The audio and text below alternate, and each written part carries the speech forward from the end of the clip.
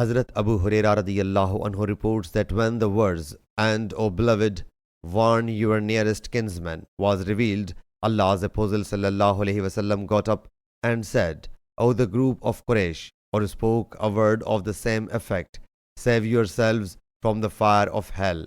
For if you do not embrace Islam, I will avail you nothing against Allah Jalla Jalaluhu. O Banu Abd Manaf, if you do not embrace Islam, I will avail you nothing against Allah Jalla Jalaluhu. O Abbas bin Abdul Muttalib, if you do not embrace Islam, I will avail you nothing against Allah Jalla Jalaluhu. O Safiya, the paternal aunt of Allah's Apostle sallallahu alaihi wasallam, if you do not embrace Islam, I will avail you nothing against Allah Jalla Jalaluhu. O Fatima, the daughter of Muhammad, ask whatever you want out of my property, but if you would not embrace Allah Jalla Jalaluhu, I will avail you nothing against Islam." Asbagh ibn Wahab Yunus has reported the same from Ibn Shihab.